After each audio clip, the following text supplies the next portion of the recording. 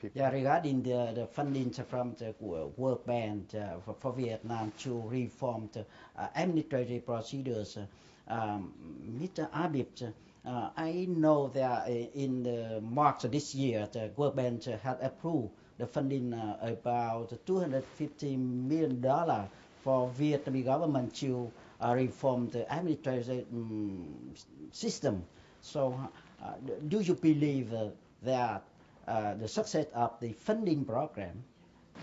Um, yes, I think the program builds on a long track record of these sorts of budget support operations. We have been providing this sort of support in Vietnam for about 10 years now. It belongs to the VTP, I mean the Vietnam Transparency Project, VTP. No, it's a separate project. Although a lot of the work that will happen under the Vietnam Transparency Project is also very relevant to the types of reforms that the EMCC is trying to pursue. So the economic management and competitiveness credit, as you say, is a $250 million per year budget support operation. And we negotiate and disburse this against a set of policy reforms and institutional reforms which are agreed with the government. And a number of these, involve simplification of administrative procedures. They involve, opening up government information to generate more transparency. But the key objective is to enhance competitiveness, because the evidence shows that Vietnam has come very far in a very short period of time. But it is reaching some bottlenecks, which come about due to inefficiencies in the way the government operates, or lack of transparency in terms of information disclosure. So we are hoping that if some of these reforms are implemented, then productivity in the economy will increase. The environment will become a lot more competitive. Investment will increase, confidence in economic policy making will also increase, and that will allow Vietnam to transition to the next stage of development. Yes. What sectors, according to you, what sectors need to be more transparent first? That's a good question. I think one of the areas I can give an example on is in the fiscal area. That's an area where transparency has increased quite significantly over the past 10-15 years. 15 years ago the budget was as you know, a state secret. But now there's a lot more budget information out in the public. But despite this, there are. We conducted a survey of stakeholders, people that we would expect use budget information, and they provided feedback that firstly that there is a lot of interest in budget information, fiscal information, but also they felt that there was a lot of room for improvement in the way the budget information is presented and communicated. So they highlighted specific areas, like for example what is being achieved through public expenditure, the transparency around the level of debt in the economy, linkages between the budget and state-owned enterprises. So those are some of the areas where survey respondents felt that slight more transparency would be useful. But more generally, transparency of economic data, banking sector, state-owned enterprises, all of these are critical for economic actors to make decisions. If it's not transparent, people start speculating, and that can have adverse impacts on the How do you think about the government spending figures? Because I think as a donor, as the financiers to the government, I think you have a right to request the exact figures about the government spending. So how do you think about the exact figures of the government spending? I think in the public domain, actually, there is quite a lot of information on public spending and public revenue. You have information on the budget and public spending at central government level and provincial and district level also. And this is issues around how the information is communicated, how it is presented, whether you can make a judgment on what the current fiscal stance is in terms of the budget deficit, how it is being financed, information on that, which is provided to the National Assembly, but communicating it more clearly to the public, I think, would be a major benefit. But ultimately, a sort of another way to think of the question is, rather than focusing on which information should be public, is focus narrowly on the criteria for which information should not be public, and then presume that everything else is public. And this is what many countries do when they adopt something like an access to information law that has the presumption that information is public unless there's a very good reason for it to be private. And of course, there are good reasons that government information should be private in some circumstances, surrounding national security. Or 80 or 90 countries around the world now have access to information laws that do exactly this. They establish some kind of mechanism for monitoring whether or not the law is being complied with. They establish some sort of appeals mechanism. When a citizen or somebody files a request for information and they're denied, can they go somewhere else? Can they go to the courts or to some sort of an access to information body that enforces this? And that's a big shift in thinking, but it's something that more and more countries are doing, and particularly countries when they move to middle income status.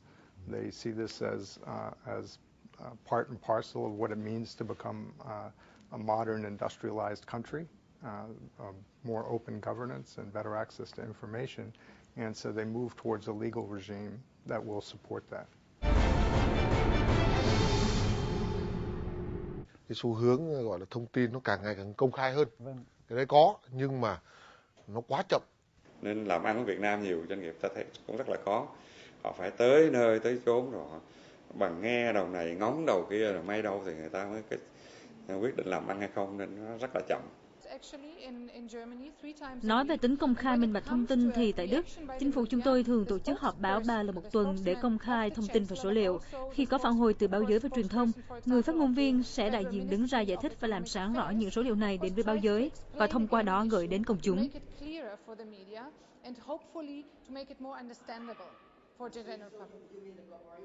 Sau một thời gian chúng ta hầu hết là doanh nghiệp nhà nước, thì cái tính minh bạch đó được xem như là những cái số liệu của các doanh nghiệp xem như là bí mật nhà nước, người ta không công bố cho ai hết, do đó khi làm ăn cũng không biết ông đó làm như thế nào. So you mentioned that the World Bank activities in over the world in many countries. So do you have any special model to support Vietnam? Do you have any special models to support Vietnam for the more effectiveness? Yeah, well, I think every country has its own strategy. We have our country partnership strategy, which addresses the entire support for the country in many different ways. In Vietnam, when it comes to transparency, our strategy is to, on the one hand, try to improve understanding of why the current laws are not well implemented, and improve implementation of those, because there are, if you read the anti-corruption law or the ordinance on grassroots democracy or others, there are many provisions on transparency in there. The corruption study that you're familiar with, we looked across 30 districts that were in the survey, and the places that had more openness and transparency also had lower levels of corruption. When we looked at some of the data from the recent poverty study, we also found that the provinces that had more openness and transparency had lower levels of poverty. And these, of course, this is a two-way street.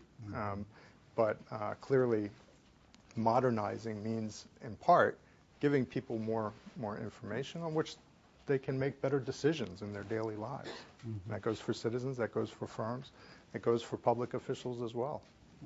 Are there boundaries in transparency? I mean, transparency may contradict with the privacy rights. So Yeah. how do you think about that? Yeah, certainly. And in fact, when we talk about transparency, we're usually focusing on transparency of government-held information, not sort of personal information of your ordinary citizen or private firm. But in the case of government and government officials, there has to be a recognition that these are positions of public trust. And in countries that have very open systems with regard to transparency, the officials take it as something that they just have to accept, that it's actually an honor to be able to be in this position of public trust and to serve the public. And at least among the higher level officials, there is some trade-off with that, particularly when we talk about things like assets declarations, assets and income declarations, which is a tool for reducing corruption, and one Vietnam has as well. In Vietnam, the declarations are still not public information. In many countries now, they've moved to a system where it's public, and you can even go online and view a scanned copy of the But now the declaration. Vietnamese government has the website, official website of government. So do you think that the figures regarding the government spending have to post every 3 months to the website of government? Is right. And the quarterly estimates that the quarterly budget execution reports that you mentioned that are published on the website are estimates, because it does take quite a long time to compile the information, down from communes to districts to provinces to central government, to estimate how much has been spent. Even at the end of the fiscal year, that is also, you have a first estimate, a second estimate, and then eventually the final accounts about 18 months after the end of the fiscal year, which are audited numbers. But we are supporting through a project with the Ministry of Finance systems to strengthen this process of compiling this data and this information, so that the information is available on a more accurate basis, on a more timely basis. And this, I think, it's part of the reform process. It's they've come a certain way, and now they're building on that to strengthen the management information systems, which will help them to provide more information in a timely manner and accurate. As economists, I think I'm sure that you refer to the data from not only the Ministry of Finance but the other sources. What are they? Do you feel a little bit difficult to refer the data? I think we conduct consistency checks. We try and see when we do the analysis of the data, we try and see if there are any anomalies or any big changes that are difficult to explain. And if we find those, then we would discuss in more detail with the Ministry of Finance to see, you published this data, we conducted the analysis, we have found that there are some discrepancies or big changes here, can you explain to us? So, the basis for the analysis is what is published and what we obtain from the Ministry of Finance.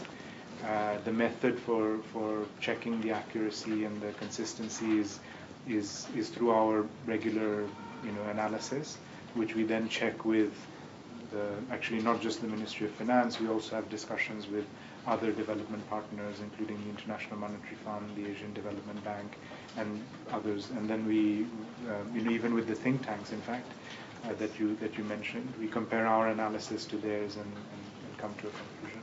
Yeah, you mentioned about the accuracy, so I would like to ask Peter Anderson, how do you think about relationship between the transparency and accuracy? Yeah, of course, accuracy is also important. Putting garbage up on the internet that doesn't help anyone. No sense. And in fact, if you think of a lot of big scandals or big problems that we have around the world, often it surrounds inaccuracy of information. We had a whole series of accounting scandals, Enron and these sorts of companies that were basically faking their books and making it look like they were more profitable than they really were. And then, of course, when you're just hiding the problem, and eventually the problem comes out and it's much, much worse and the whole thing collapses. Even the financial crisis, you can talk about the really root causes, but ultimately the immediate proximate cause was that none of the lenders were really sure about the value of the assets that each other had. So everyone was kind of afraid to lend money to each other, and the system just froze. And it's a good illustration of just how essential information is to the health of the entire economy and the entire system. And when you lose that confidence in the quality of the information or the availability of the information, then the whole system freezes. It's kind of like the nervous system in your body that lets your hands communicate with your brain and so forth.